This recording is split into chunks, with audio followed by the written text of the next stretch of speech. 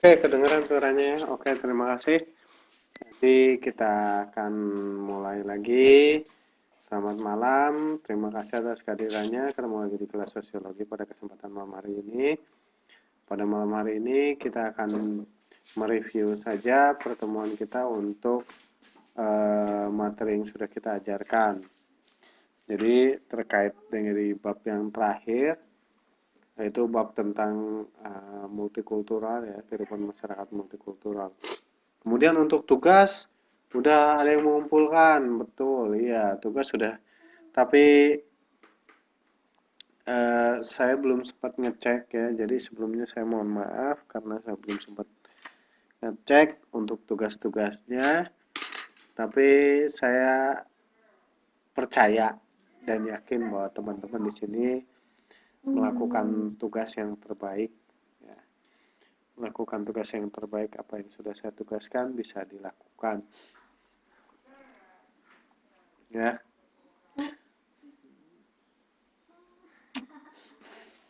Oke, sambil menunggu temannya yang lain, coba saya downloadkan dulu tugas yang ada dari teman-teman ya.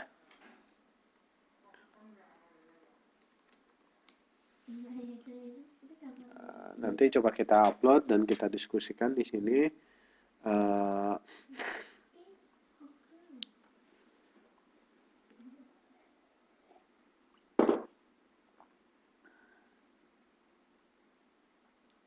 kita upload dan kita diskusikan di sini ya.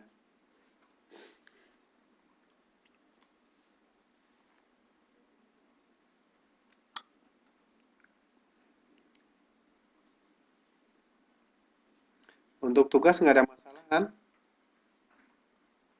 Teman-teman semua bisa membuat tugasnya dengan baik.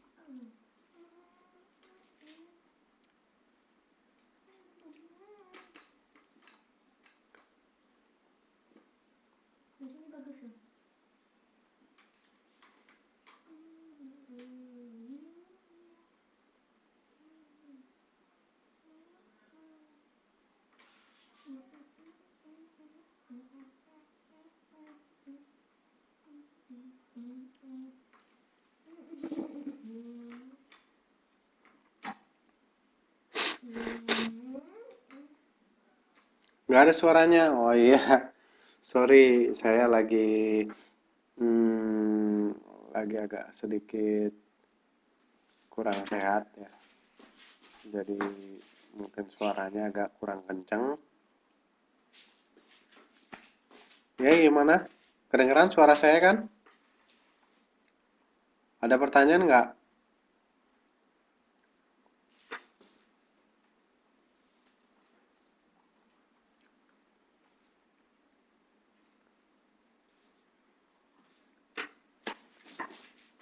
Ya silakan. Ada pertanyaan nggak?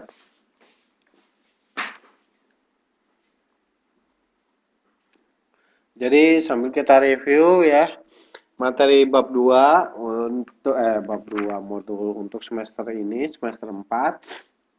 Jadi mulai dari mobilitas sosial, kemudian konsekuensi bentuk-bentuk struktur sosial, kemudian dinamika kebudayaan, dan yang terakhir adalah kehidupan masyarakat multikultural.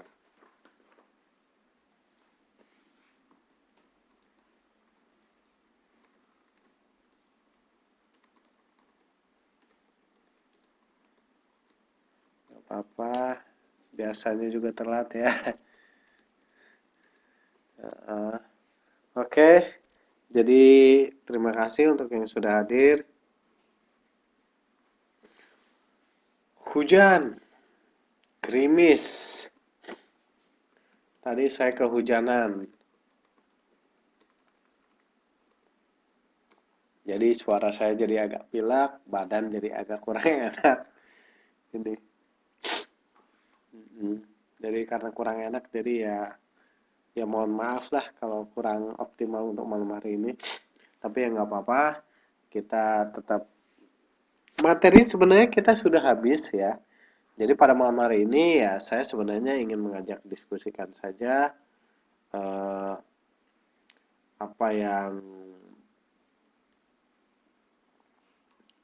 perlu kita ketahui atau kita diskusikan dengan sosiologi ini terkait dengan ujian nasional juga.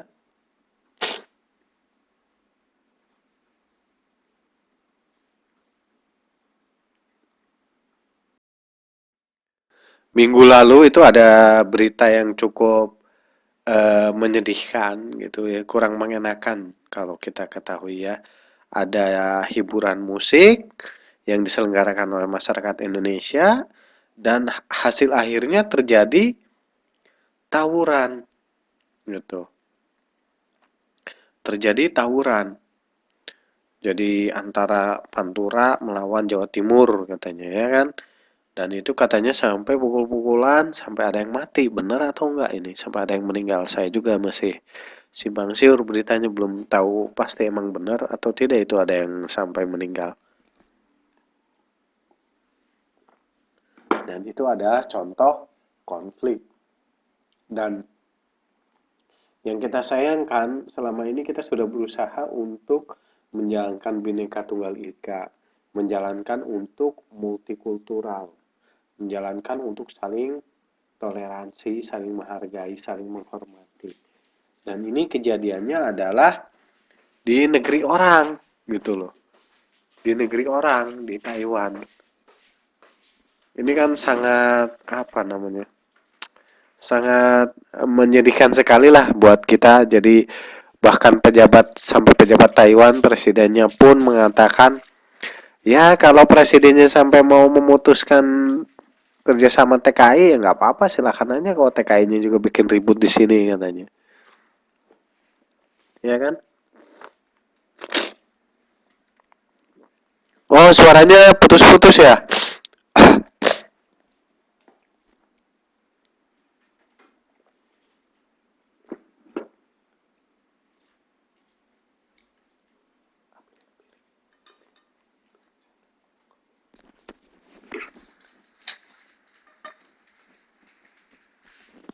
Ya.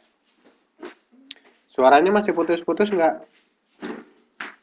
Suaranya kadang kadang keras, kadang kecil. Oh. Oke. Jadi kita semua tahu bahwa eh, Indonesia itu latar belakang budayanya, latar belakang sejarahnya, geografisnya sangat berbeda-beda gitu ya. Sangat berbeda, banyak perbedaan, dan ini di satu sisi adalah sebuah peluang gitu. Oke, tanggapan teman-teman dengan kasus tawuran yang terjadi di Taiwan ini bagaimana ya? Tanggapan dengan terjadinya kasus tawuran di mana itu, di Thailand? Ada yang tawuran di antara masyarakat Indonesia BMI gitu gara-gara musik dangdut, dan juga katanya disinyalir itu hanya senggolan terus ribut, atau bisa jadi itu sebenarnya adalah titik kulminasi gitu. Jadi sebelum-sebelumnya ada kasus-kasus ditahan-tahan, ketika ada acara itu semua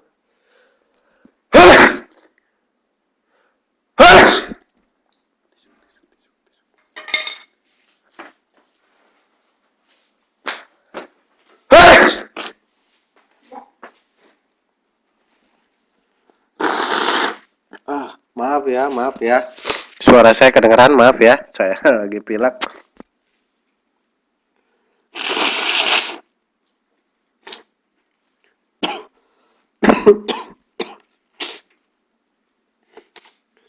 Jadi, halo, kedengeran nggak? Suara saya jelas nggak? Halo, teman-teman dengar suara saya jelas nggak?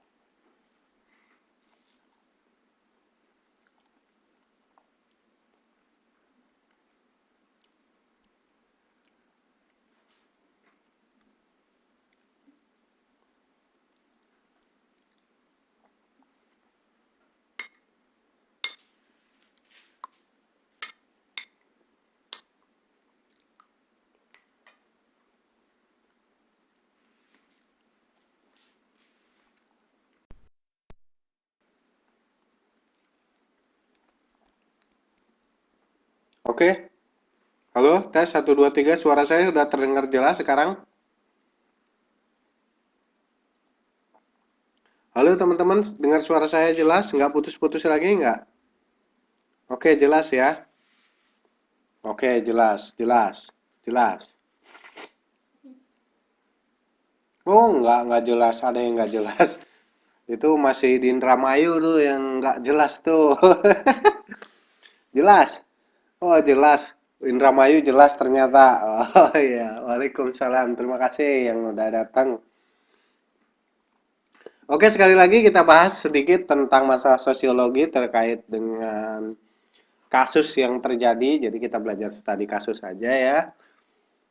Studi kasus tentang eh, apa namanya, tawuran yang terjadi di Taiwan. Yang pertama itu karena BMI itu sekarang banyak organisasi dan mereka membentuk kelompok-kelompok.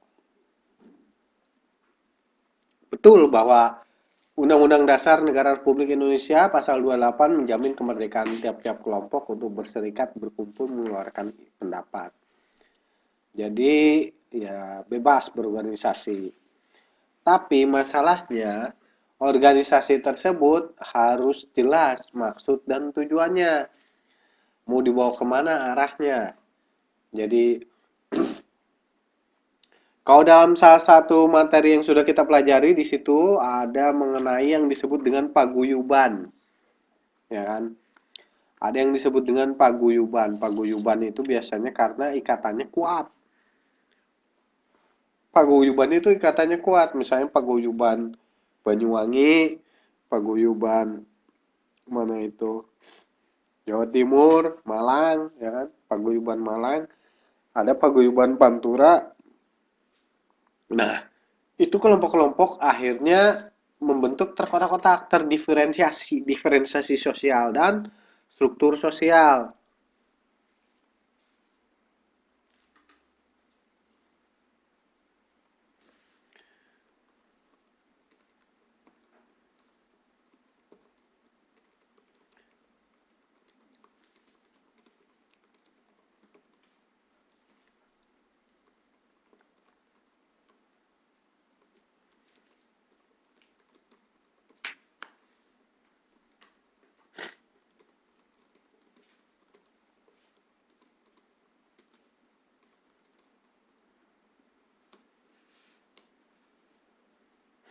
Oke,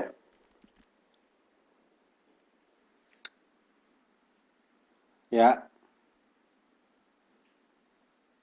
ya, jadi sekalian lah. Ini ada yang update. Jadi balik lagi ya kita diskusikan bahwa memang negara kita memberikan kebebasan masyarakat untuk berorganisasi dan BMI pun ternyata sebagai sebuah entitas sosial gitu, bagian dari entitas sosial akhirnya membentuk diferensiasi dan struktur dengan sendirinya. Misal berdasarkan latar belakang daerahnya, misalnya asalnya dari Pantura, asalnya dari Jawa Timur, asal dari Malang, asal dari mana, itu akhirnya membentuk paguyuban, ya kan? Itu satu. Terus yang kedua, eh, berdasarkan jenis pekerjaannya, misalnya ada BMI yang pekerja pabrik, kumpulan BMI yang bekerja di pabrik, kemudian ada BMI yang bekerja di rumah tangga, ada juga yang perawat gitu, yang jaga ama. Nah itu akhirnya kan secara tidak langsung itu juga membentuk sebuah struktur, disadari atau tidak bahwa yang satu dapat libur rutin, yang satu nggak ada liburnya sama sekali, yang satu liburnya cuma sebulan sekali, dan seterusnya dan seterusnya dan seterusnya. Nah itu akhirnya membentuk apa? Yang membentuk struktur sosial, membentuk diferensiasi sosial. Itu ini adalah sebuah contoh kasus saja, gitu. Kemudian kalau nggak salah bab ini pun saya memberikan tugas yang terakhir, coba kita lihat ya.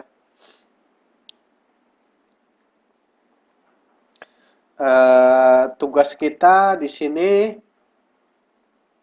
berita online mengenai multikultur di Indonesia tahun 2014. Silakan, ada yang sudah melaporkan belum ya? Coba di sini tunjuk tangan yang sudah melaporkan tugas 2 ini. Kalau ada yang melaporkan nanti saya cek di email ada, nanti saya upload di sini bisa kita diskusikan sebagai eh eh, udah atas nama si Minsi Lotus, Minsi Lotus. Oke. Dikirimnya ke email kan, Mbak ya?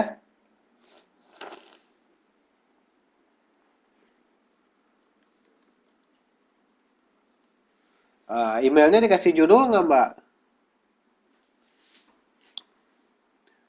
Kalau emailnya nggak dikasih judul nanti repot nih saya.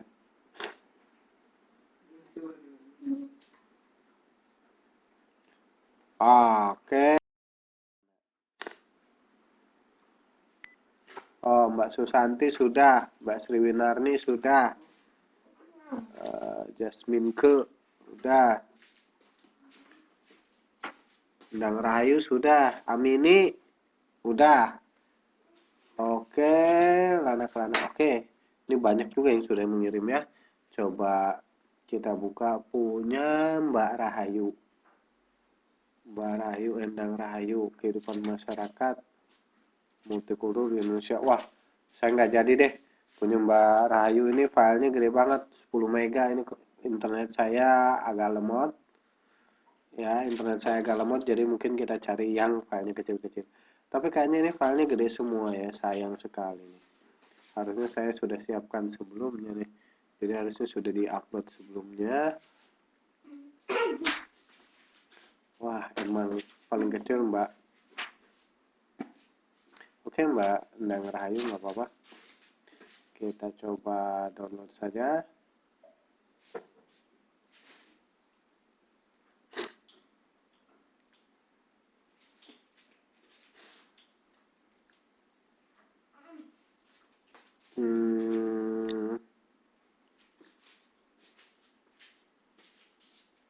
Oke.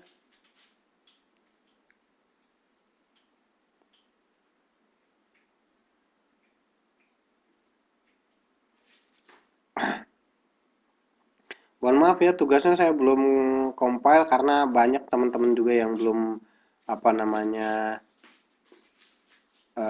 belum mengumpulkan. Jadi biar sekalian saya tunggu. Ya, sekalian saya tunggu supaya nanti biar saya nggak ngeceknya 2-3 kali. Seringkali begitu. Saya sudah cek-cek, teman-teman kok belum pada mengumpulkan gitu. Seringnya begitu kan, teman-teman juga pada terlambat mengumpulkannya. Jadi ya udahlah. Jangan dibahas dulu Pak, saya sedang garap tuh kan.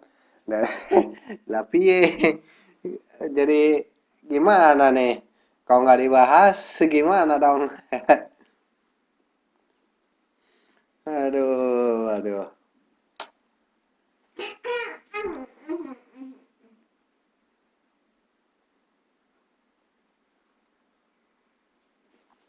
Oke, kalau gitu kalau nggak mau dibahas ya sudah. Ya kita tunda saja kalau begitu.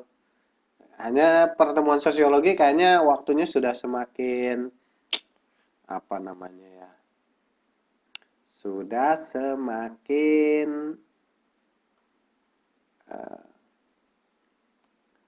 sudah semakin sedikit waktunya. Jadi gimana dong? Sudah semakin sedikit waktunya. Jadi gimana dong? Ya mungkin nanti nggak sempat kita bahas lagi ya, nggak apa-apa lah. Yang penting teman-teman udah mengumpulkan. Jadi kalau sudah mengumpulkan ya saya yang penting udah teman-teman udah mengumpulkan ya saya hanya ikut bergembira saja kalau teman-teman sudah mengumpulkan. Intinya itu saja.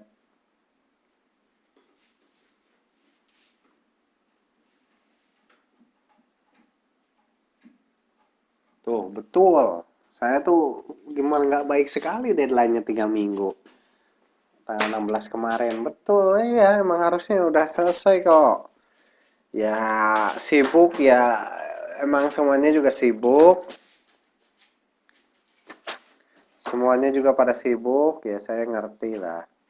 Saya juga sibuk, teman-teman juga sibuk. Tapi ya kita harus komitmen, namanya juga belajar ya. Jadi mau nggak mau ya kita juga harus apa namanya harus berusaha gitu, harus berusaha melakukan yang terbaik, ya kan?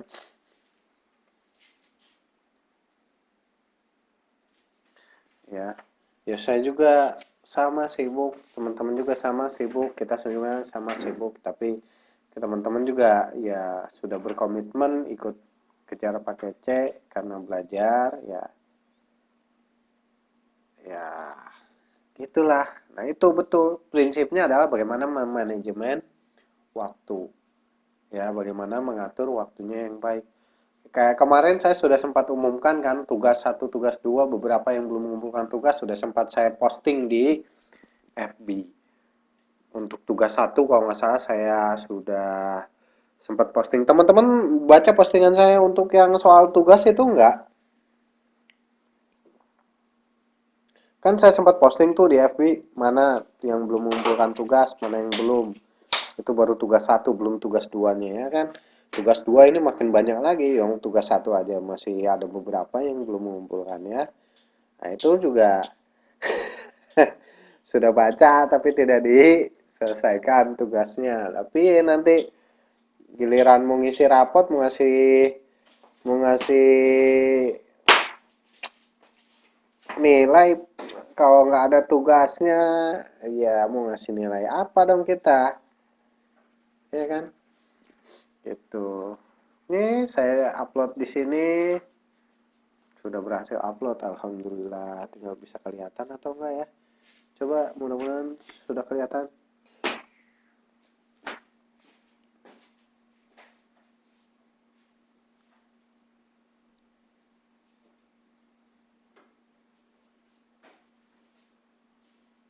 Ini adalah soal semester yang lalu, ya kan?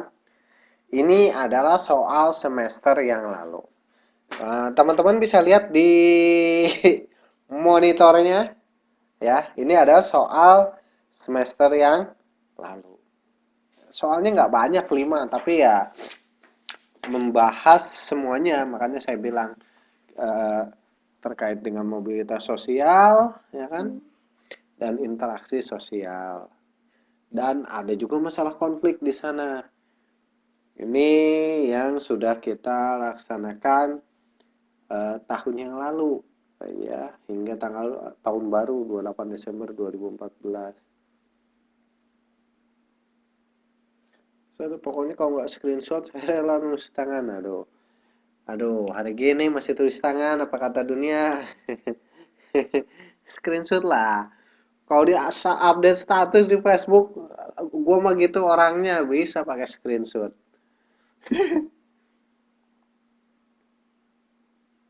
Enggak, ini yang sedang saya tampilkan. Ini adalah soal UAS semester yang lalu. Ingat tidak? Kalau UTS sudah. Waktu itu sudah saya upload soalnya di Google. Kalau nggak salah soalnya di Google untuk UTS. Dan saya sempat download, ada beberapa kayaknya yang belum menjawab. Sudah, makanya barangkali teman-teman ada yang nggak hadir. Waktu itu pada saat UTS kan ada kelas, jadwal kelas. Tapi saya bilang, saya cuma posting di grup link ke FB, link ke Google kalau nggak salah. Link ke Google atau upload soalnya. Jadi teman-teman tinggal menjawab soalnya, tinggal membaca, jawab soalnya, selesai. Sudah, sudah UTS itu.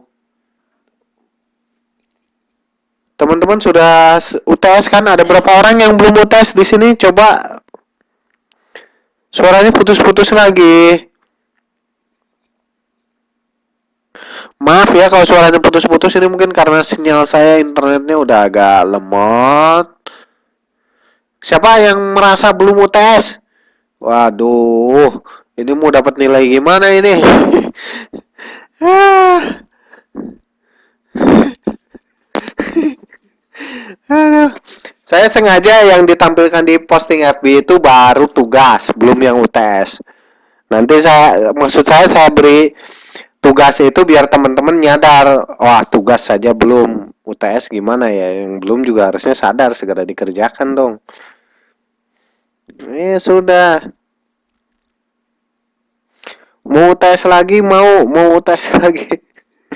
Aduh, saya yang repot harus bikin siap-siap soal lagi. Harusnya yang kemarin aja diselesaikan. Masuk soal lagi nggak apa-apa. Oh ya sudah, nggak apa-apa, nanti kalau memang mau ya saya siapkan. Oh iya betul, UTS-nya pakai Google Form tuh, masih inget kan? FB-nya cari postingan dari saya yang soal UTS itu, coba coba login lagi sekarang, ya. Coba login lagi aja sekarang. Buat yang belum UTS, silahkan login lagi sekarang, nggak apa-apa. Soalnya masih di situ, belum diapa-apain tuh kan. Silahkan aja teman-temannya, asal jangan ngasih tahu jawabannya, ya. Teman-teman jangan kasih tahu jawabannya.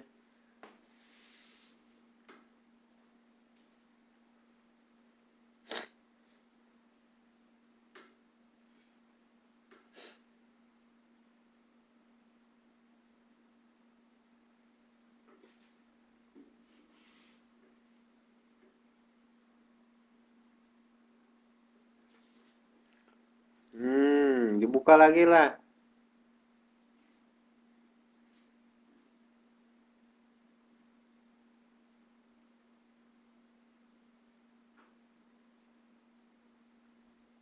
Iya, login lagi aja di Google.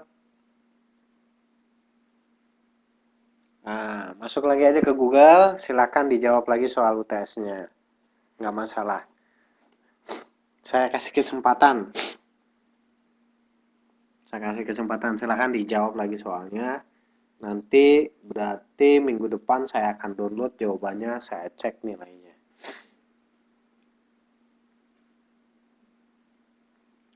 Oke, untuk tugas kemarin tugas yang pertama saya sudah posting loh ya. Tugas yang pertama Mbak saya sudah ingatkan di FB beberapa. Saya sudah posting di FB soal tugas yang ke satu. Ini mungkin minggu depan saya akan cek untuk tugas yang kedua dan UTS. Ya, untuk tugas yang kedua dan UTS nanti saya akan posting lagi di grup FB kalau teman-teman.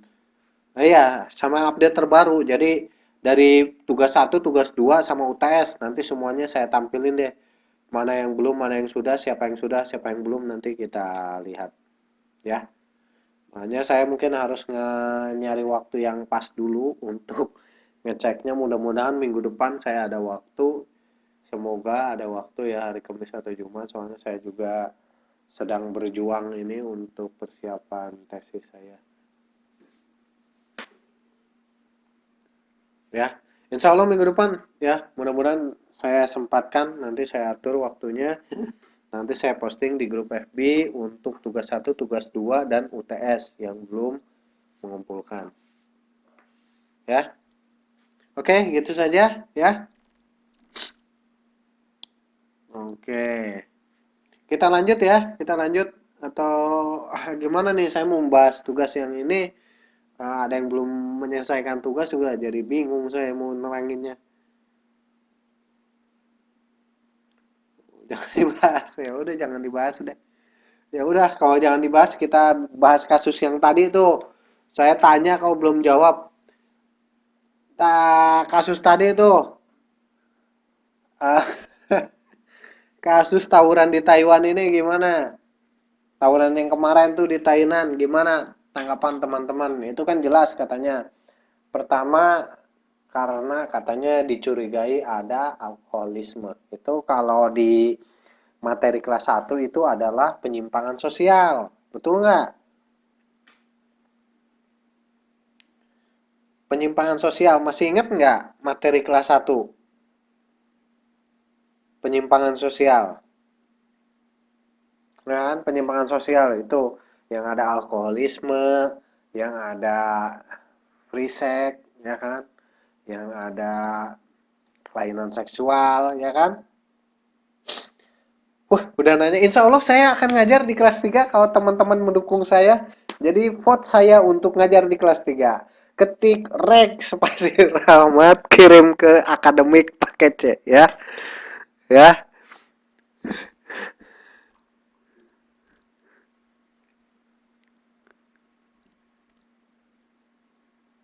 Tuh, miras kebanyakan sampai dilempar-lempar botolnya tuh. Kekerasan, betul, alkohol. Malas ganti-ganti terus. Oh iya, oke, sip. Insya Allah ya, doakan saya, dukung saya untuk jadi pengajar di kelas 3. Oke, insya Allah lah, insya Allah. Ya, saya sudah confirm ke akademik, insya Allah saya mau bantu sampai kelas 3. Yang penting teman-temannya juga sama-sama. Jadi saya ngajar supaya saya ngajarnya enak, teman-teman belajarnya juga enak. Jadi kalau saya kasih tugas tuh harus progresif gitu loh. Jadi sebelum deadline udah dikumpulkan. Jadi ya kayak sekarang gini kan akhirnya saya mau ngebahas materi jawabannya belum dikerjain. Lah, piye gitu kan.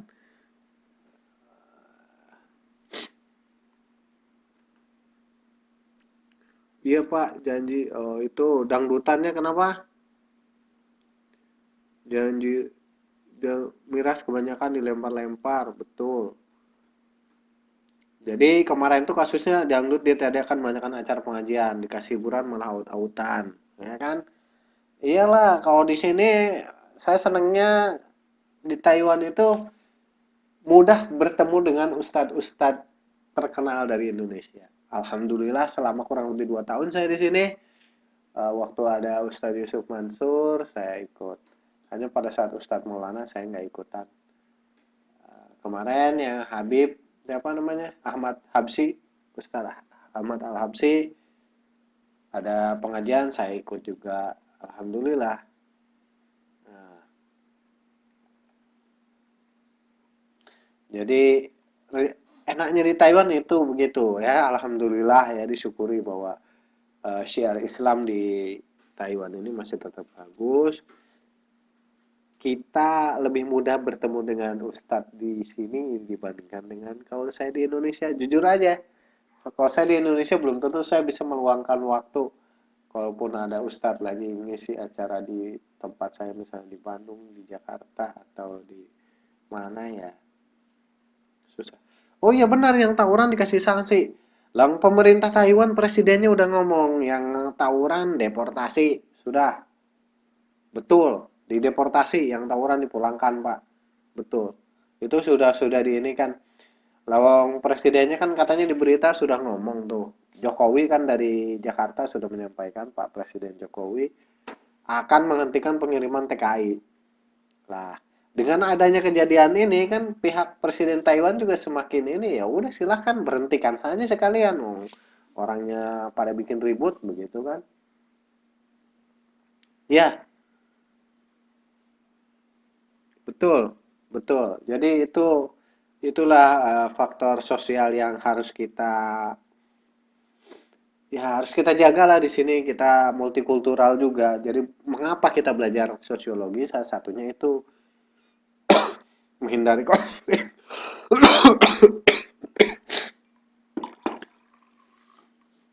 Menghindari konflik, menghindari apa namanya, penyimpangan sosial.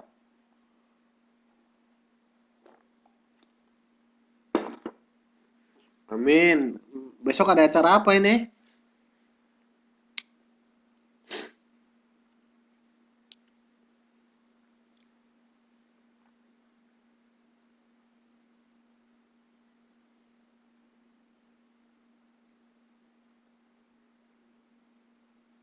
Oh iya, Hari Kartini ya.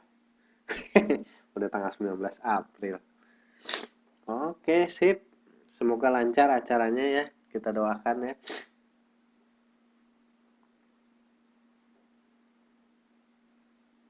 Oh, ada yang lamaran. Waduh, selamat deh buat yang lamaran. Ini ada proses asimilasi atau akulturasi nih ya? Asimilasi atau akulturasi ini nih? Budaya mana nih yang lagi ada akulturasi ini besok nih?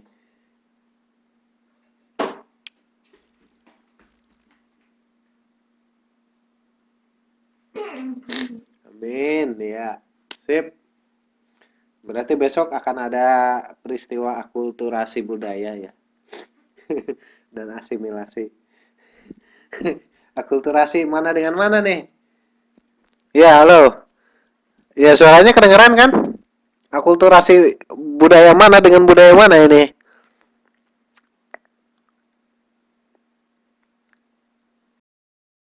Aduh, sinyal saya jelek.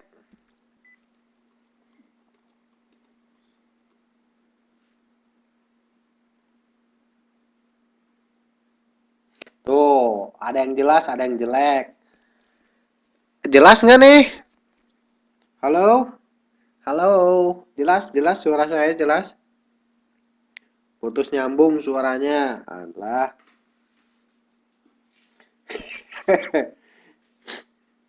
Aduh.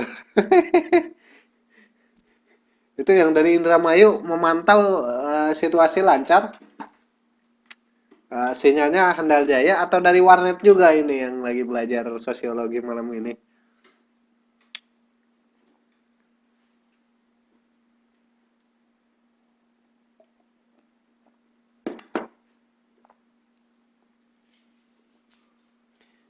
Nih, diingat-ingat nih, bisa di zoom, zoom, zoom. Oke, di layar Anda kelihatan ini soalnya.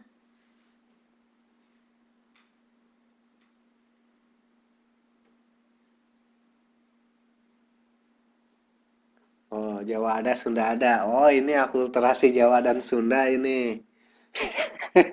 Rupanya ada akulturasi Jawa dan Sunda. Hmm, oke lah. Oke. Oke, udah kelihatan kan? Coba diinget-inget nih jawabannya. Nah, coba diinget-inget. Ya, ini UNAS juga nanti keluar soal-soal seperti ini. Jadi yang saya sudah pernah baca jenis-jenis soal di UNAS itu, jadi kayak mobilitas sosial diberikan contoh, termasuk jenis mobilitas sosial apa itu. Terus jenis-jenisnya apa saja? Ya, kemudian interaksi sosialnya bagaimana, konflik, jenis-jenis konflik bagaimana, Pak? Masih putus? Halo? Iya, sinyal saya jelek kok, tapi teman-teman dengar suara saya ya. Mungkin sinyalnya yang jelek itu.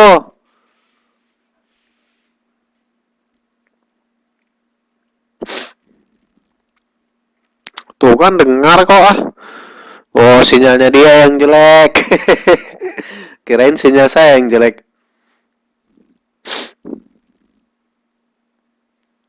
Pak, kalau buat Zoom soal Wizik gimana?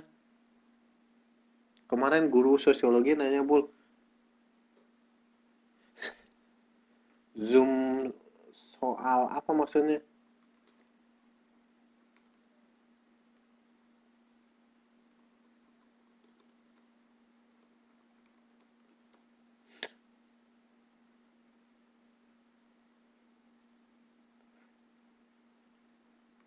Zoom di layar.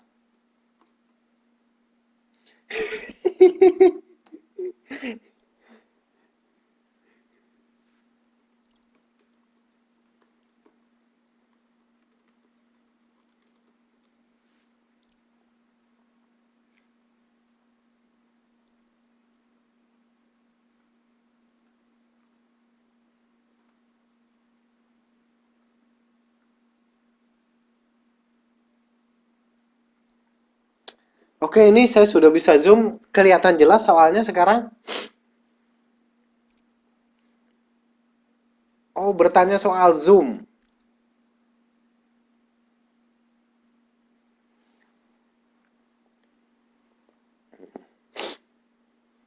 Nih, soal-soal seperti ini masih ingat nggak? Masih ingat nggak ini soal-soal semester yang lalu?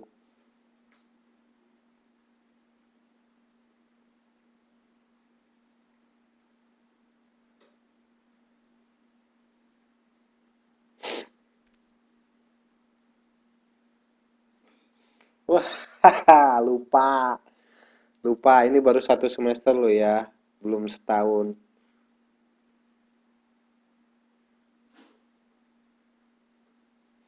Kayaknya agak lupa. Ya udah nanti diingat-ingat lagi. Ini kalau ujian nasional nanti pasti bakal ketemu soal-soal seperti ini, jenis-jenisnya seperti ini. Ini kan saya sebenarnya tarik garis besarnya.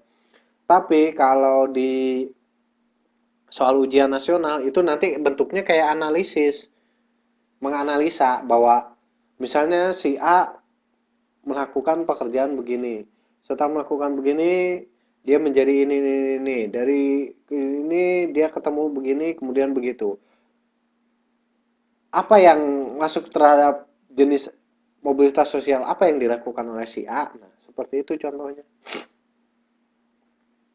Iya, materinya dari kelas 1 sampai kelas 3 semua keluar.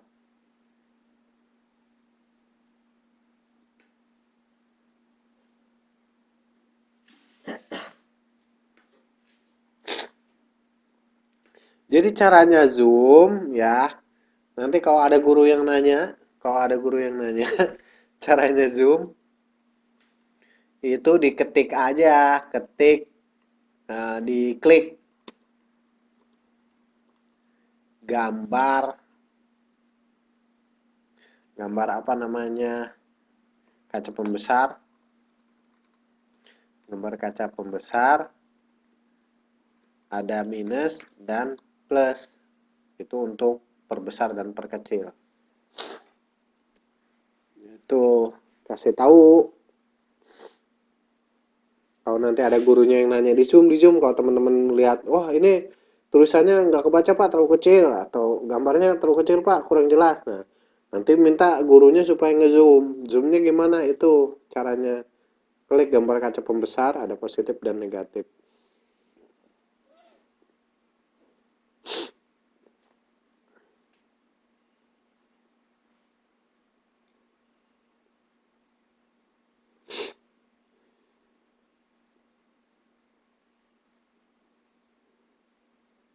Oke, masih ingat nggak dengan soal-soal seperti ini? Ini coba hitung-hitung kuis, hitung-hitung latihan, diingat-ingat lagi.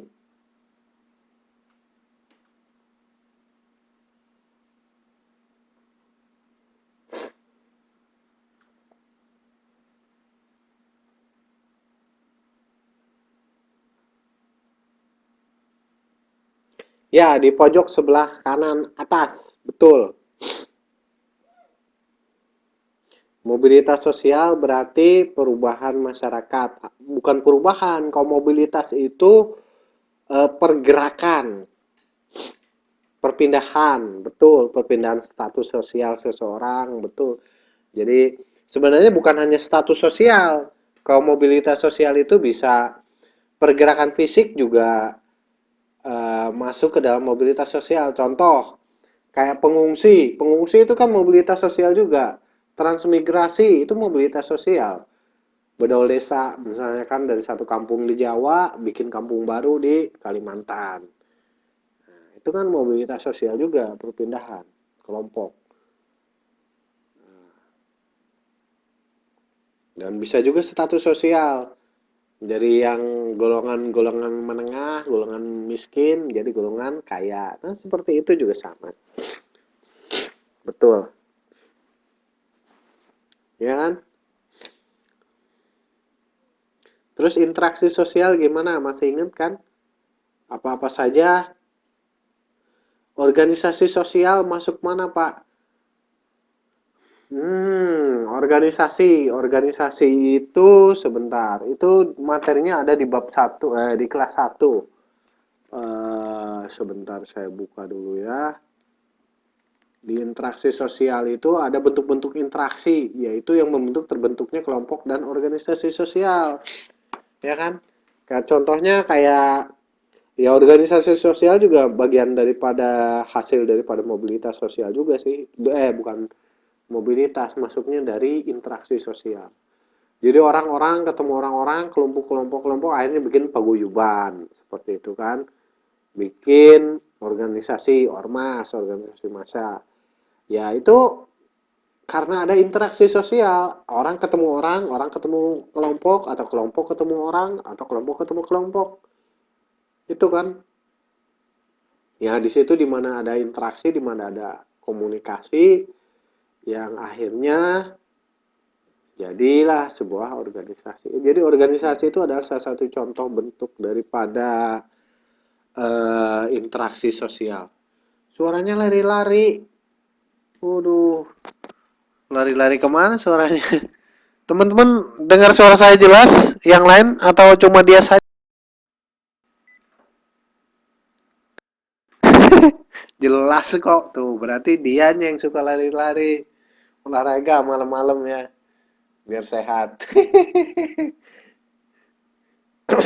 Nah, dua orang yang lari-lari nih. Yang dua orang bilang jelas. Kalau boleh tahu posisinya di mana ya? Jangan-jangan di Taiwan pinggir nih.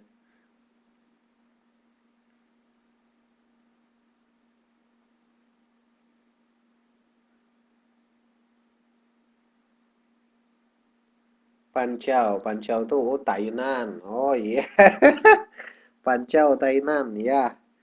Ya harusnya oke lah.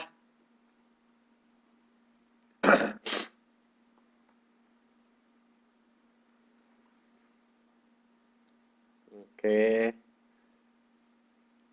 Nah, coba kalau kita lihat contoh di yang soal nomor 4 ya. Contoh yang nomor 4, contohnya itu tentang konflik sosial. Apa penyebabnya? Yaitu tadi kita udah ngebahas tentang tragedi tawuran di Tainan, ya kan?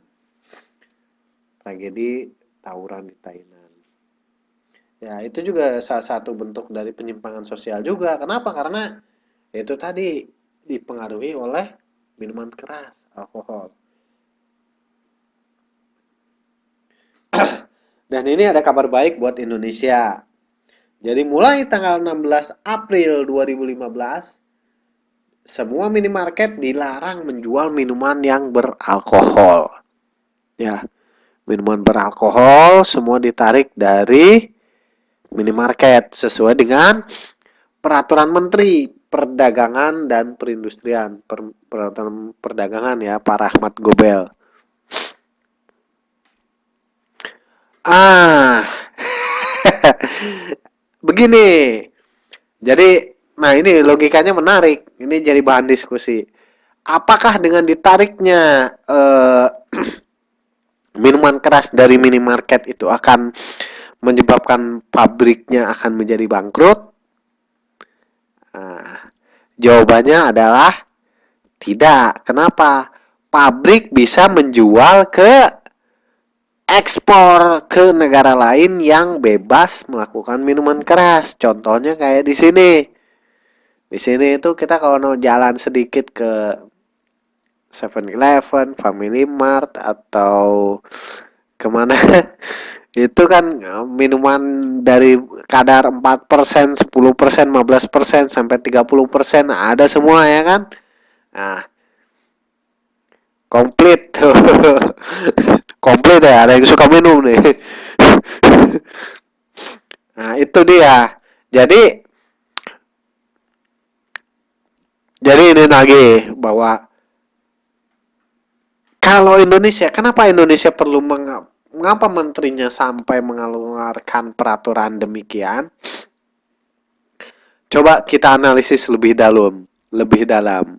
Kenapa menterinya eh wah, bosnya koleksi. Oh iyalah, ya orang sini sih ya mereka nggak tahu halal haram sih ya terserah lah. Ya kalau buat orang Islam kan tahu mana yang haram, mana yang halal. Betul. Kalau di Indonesia itu bisa menjadi pemicu terjadinya kriminalitas, kejahatan, ya. Tanpa minuman saja kejahatan sudah tinggi, apalagi dengan minuman makin tinggi. Berita negatif di Indonesia itu hampir tiap hari keluarnya menyedihkan. Contoh, betul, merusak anak muda, betul. Kenapa? Yang merusak anak muda itu tidak hanya alkohol, tapi alkohol itu adalah salah satu faktor yang berpengaruh. Jadi, alkohol, narkoba, kemudian seks bebas, ya kan? Sekarang anak SD udah pada minum, udah pada mabok. Ya, nggak ngerti lah kenapa mereka sampai sedemikian. Di Indonesia merusak masa depan, betul. Makanya pemerintah mengeluarkan peraturan itu maksudnya apa? Maksudnya supaya membatasi peredaran minuman beralkohol. Artinya hanya dijual di tempat-tempat tertentu, misalnya di hotel-hotel, di tempat wisatanya juga kan hanya di toko tertentu, misalnya di bandara, ya kan? Itu di bandara tuh kan ada yang namanya duty free itu ya, toko bebas pajak. Nah, seperti itu.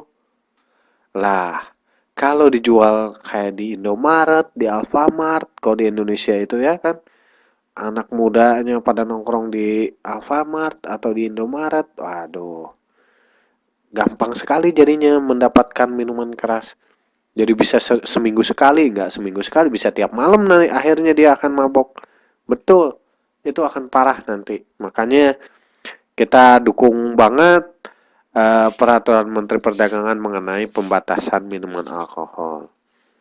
Tapi sisi negatifnya adalah beberapa negara yang menyukai alkohol mengatakan bahwa mereka nggak mau piknik, nggak mau pariwisata ke Indonesia. Alasannya kenapa? Alasannya, wah saya kalau ke sana nggak bisa minum dong, gitu kan.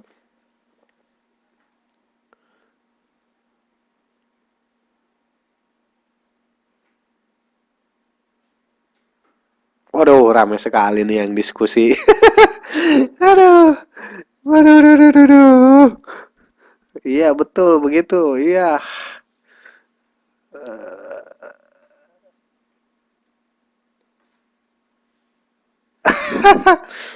Jamu jamu yang bisa menimbulkan rasa mabok. Ah, kalau di tradisional itu ada yang namanya kecubung. Tahu kecubung nggak? Tahu kecubung nggak? Nah itu. Ah, dari efeknya sama. Efeknya sama. Kalau pada nggak mau minum tuak, coba kasih kecubung.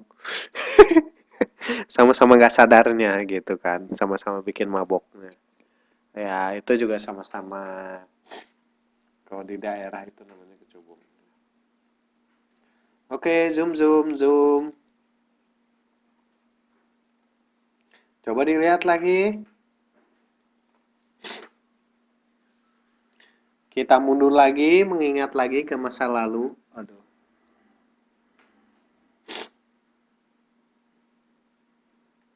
Wah, ramai sekali diskusinya nih gara-gara minuman keras. Bikin mendem. Mendem tuh bahasanya apa ya?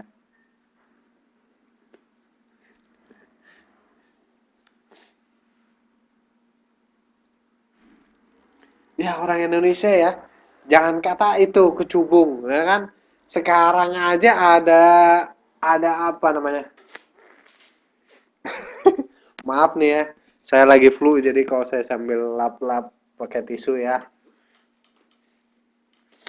Kecubung itu rupanya kayak apa? Rupanya kayak buah delima kayak gitulah pokoknya buah-buahan gitu.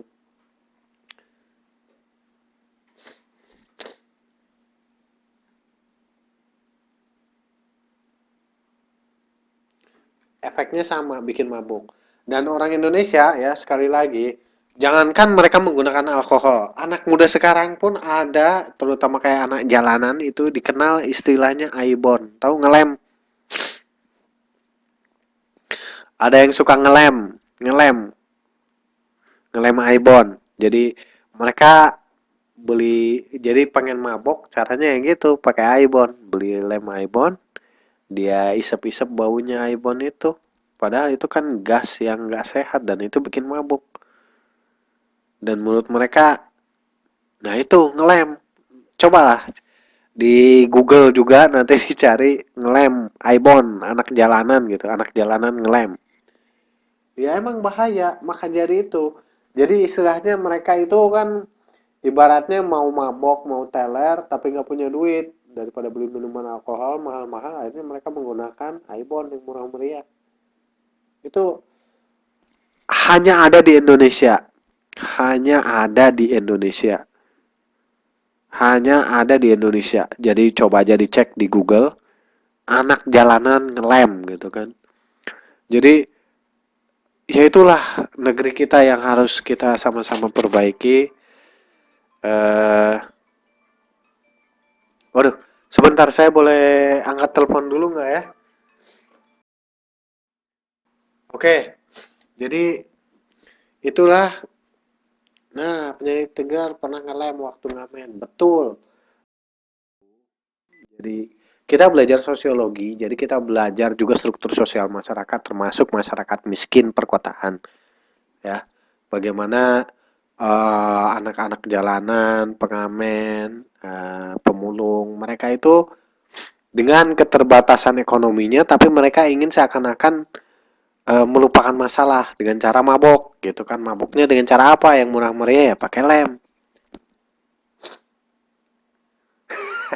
ngelem pakai balsam itu mah namanya ngobatin flu, ngelem pakai balsam. Nah, di Indonesia itu ya itu tadi banyak sekali masalah sosial yang ada. Makanya kita yang sudah belajar tentang sosiologi ini, kita harus jadi lebih mengerti tentang kondisi masyarakat kita, ya, bagaimana mereka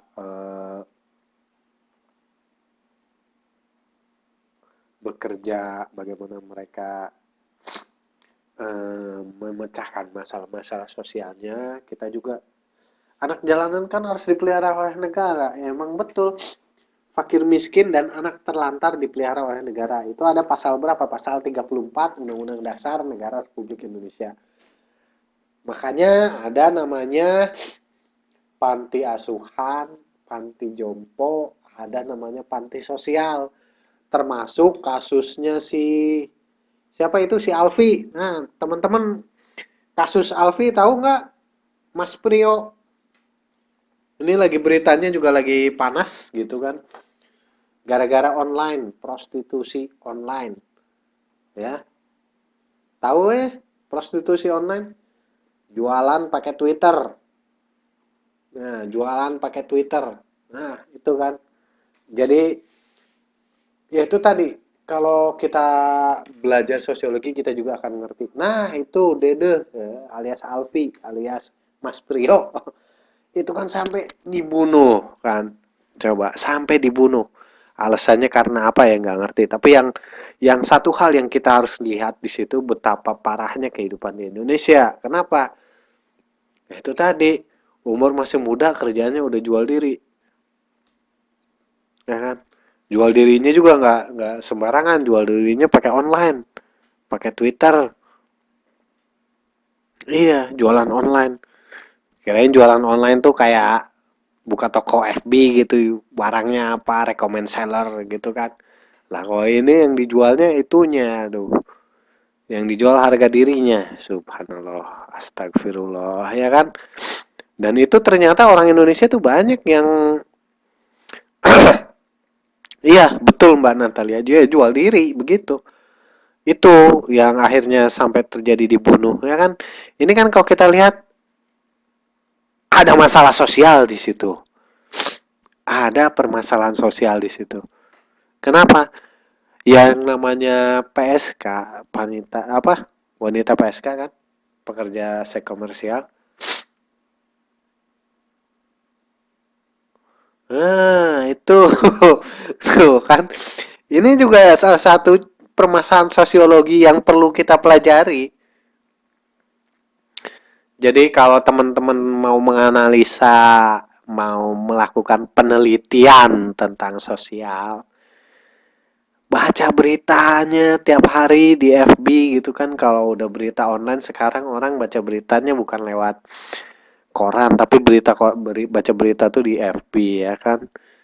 Kalau udah pernah nge-like ke Republika, Kompas, atau Tribun, pasti kalau ada berita baru, nanti kita buka FB dari Tribun, dia ngasih berita juga. Ah, itu namanya nikah siri, bukan syar'i.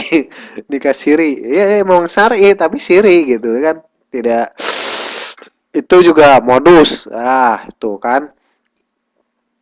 Itu juga, itu juga jelas. Berarti ini kan benar-benar terjadi ada permasalahan sosial di negeri kita. Ya, dengan belajar sosiologi ya teman-teman di sini jadi bisa mengerti tentang masalah-masalah apa yang terjadi dan bagaimana kita harusnya bersikap.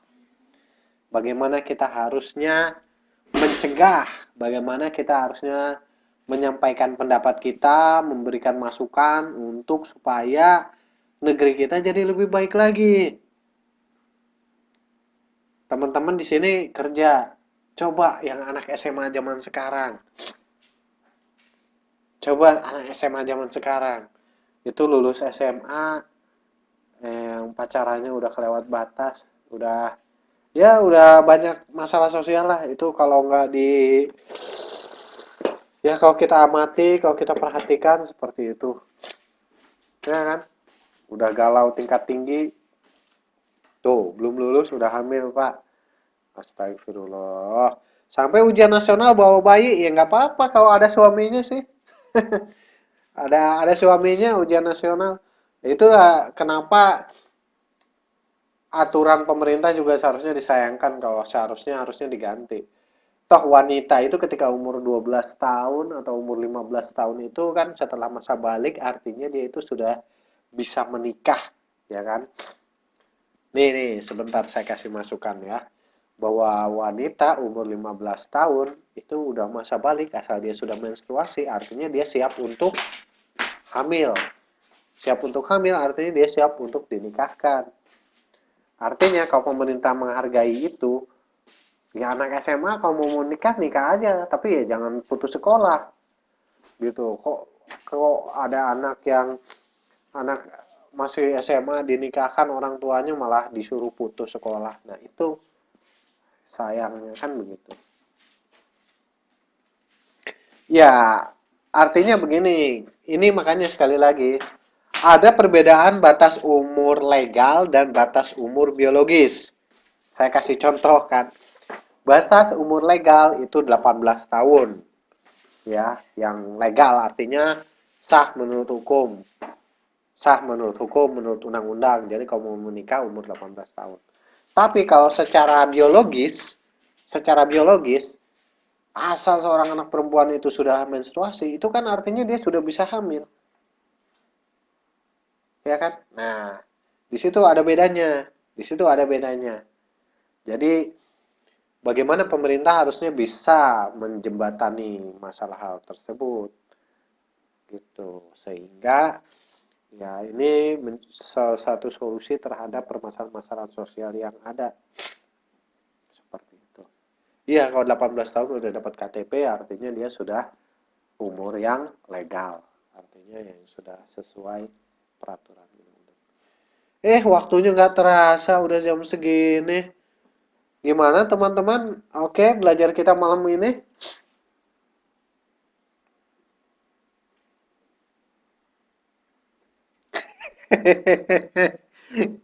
Duh, ini yang masih jomblo nih, kasihan sekali nih. Aduh, kok jadi malam bahas jomblo nih? Jangan ah, nanti kasihan nih, galau nanti. Belum cukup umur.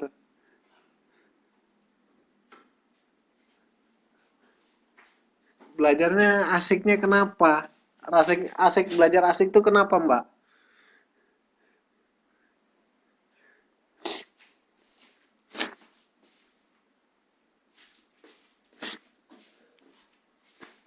Oh, udah ngebet ya nggak apa-apa, emang udah waktunya.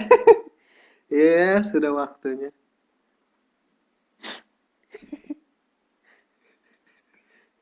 Oke lah kalau begitu. Ini waktunya sudah makin ini.